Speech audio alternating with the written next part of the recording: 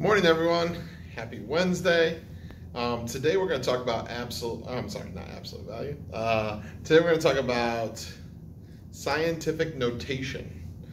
All right, scientific notation is a way to write very large and very small numbers. So think of like a programmer or something for NASA, and you have to input data all day. Think of how big of a deal that is if you miss a zero somewhere, right? Now we don't have enough gas to get to the moon, or now we have way too much and our weight's off and the spaceship explodes, or whatever. So scientific notation is a way that we can write numbers, like I said, very large or very small, and it's going to be a kind of a shortcut kind of way to do this. So I'm going to walk you kind of through those steps, and you guys can take notes as you go, and hopefully this will help you out. So let's say we had some very large number,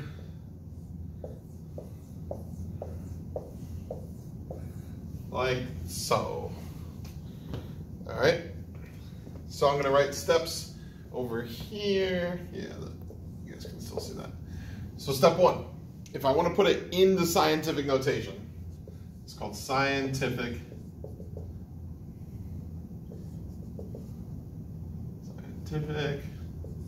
notation. So if I want to put it into scientific notation, the first thing I'm going to do is going to put a decimal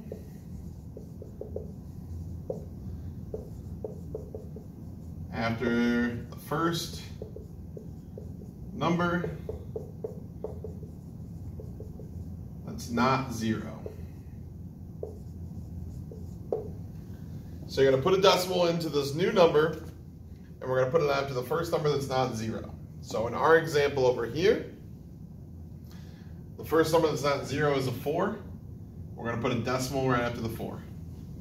If it's in scientific notation, there's always a decimal after one digit. So that's why it's always after the first number that's not zero, in this case 4, and then it's always going to be after one number, okay? The second step is count the spaces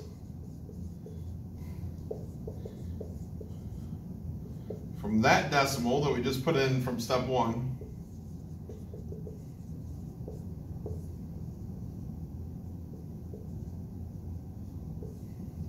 from that decimal to the original.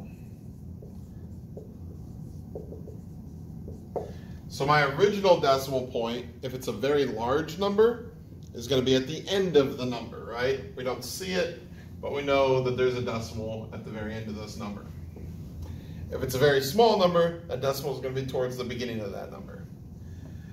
So we're just going to count the spaces. So this is kind of how I do this. I use little scoops.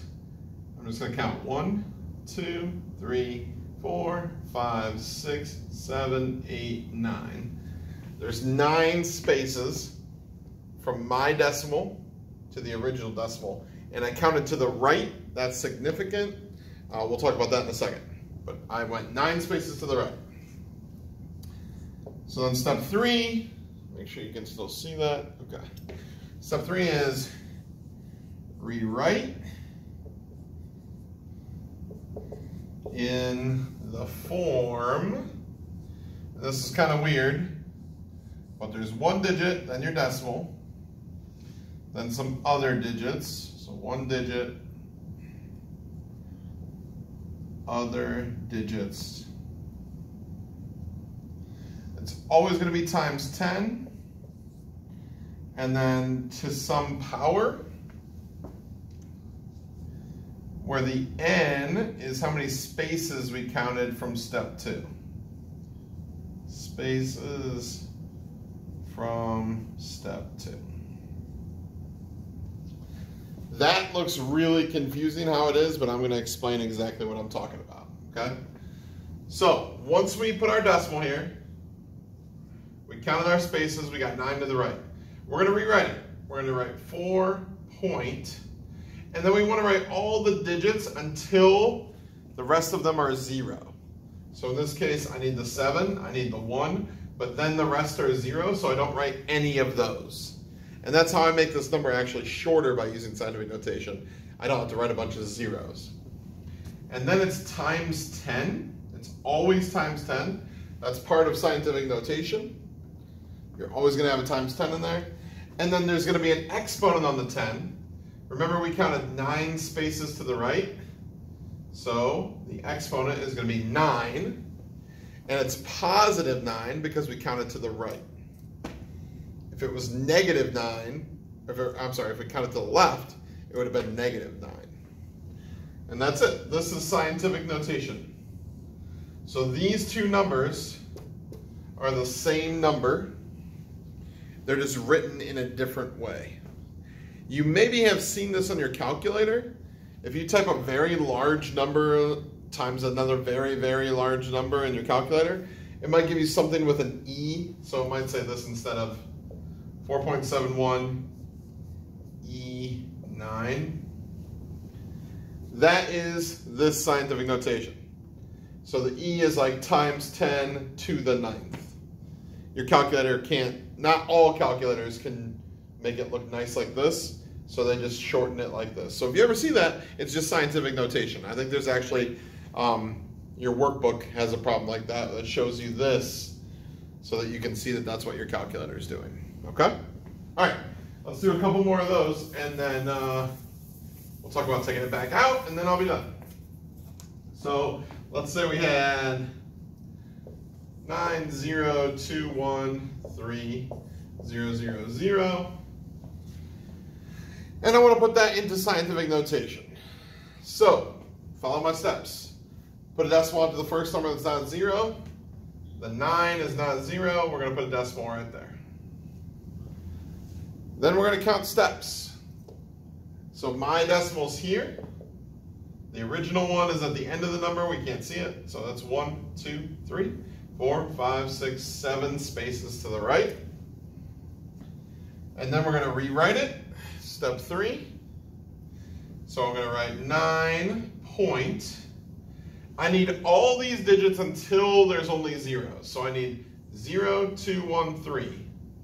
But I don't need those other zeros. Then I write times 10. And I counted 1, 2, 3, 4, 5, 6, 7 spaces to the right. So it's going to be 10 to the positive 7. And that number is in scientific notation. Yay. Okay, what if I had a really small number? Let's do that. Our steps still work. So let's say we're looking at the size of a bacteria.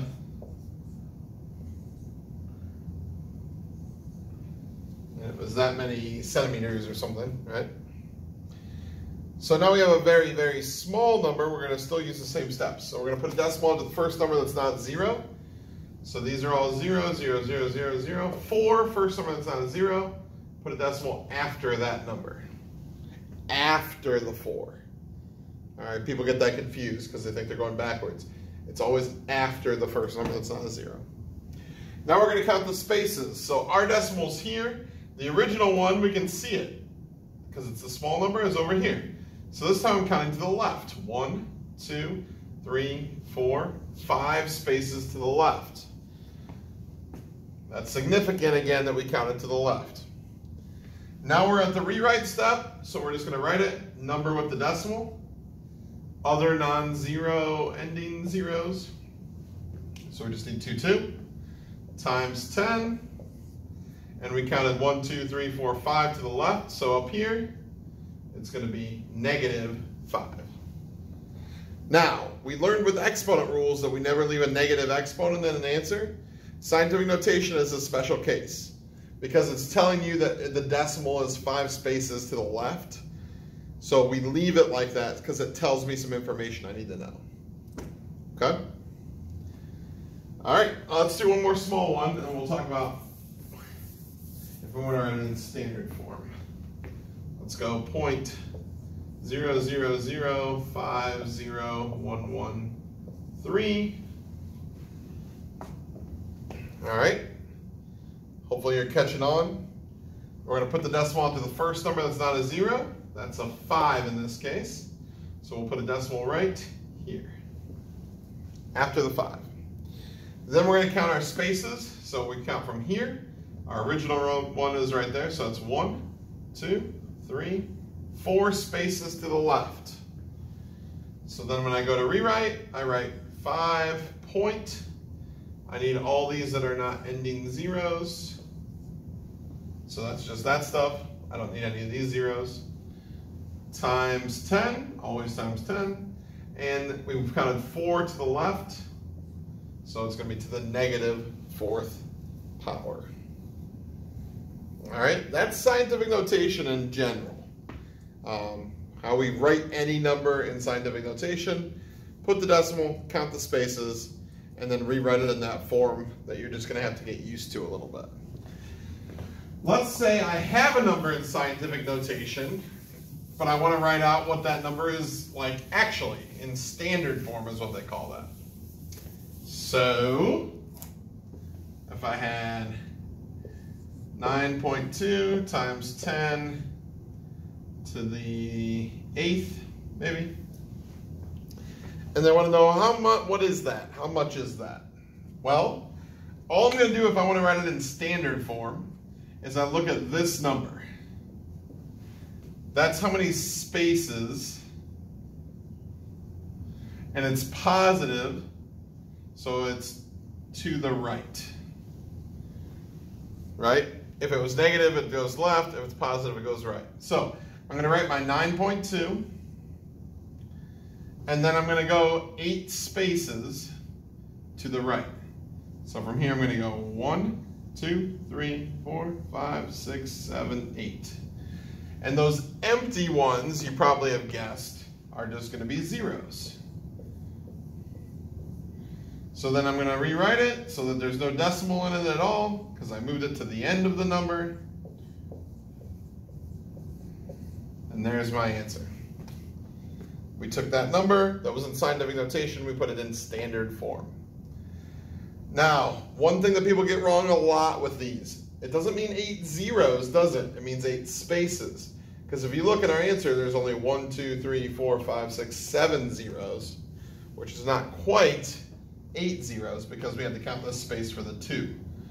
So just be really careful of that. Don't just say, oh, I'm going to tack on that many zeros. That's not what it means. It means count the spaces. And then make sure you rewrite this. Don't give me this as your answer because then I'm going to count it wrong because I see a decimal after the 9. So don't do that. Okay? Let's say we had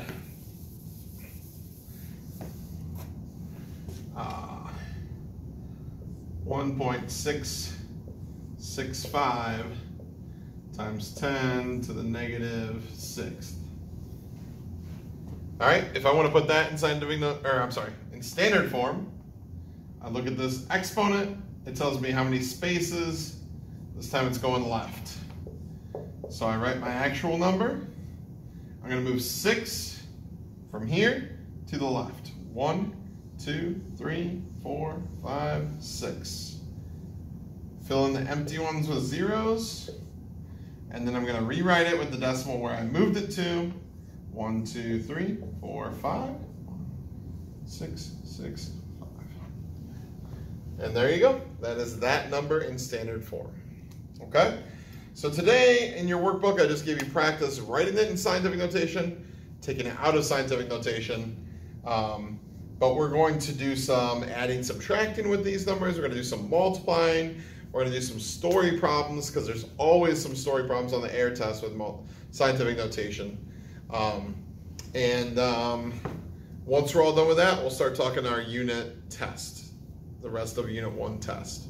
It's crazy that Unit 1 is going to take us like the whole 9 weeks, but that's how it goes, right? All right, hopefully we're good. Remember, I'll be on office hours today at 10:45.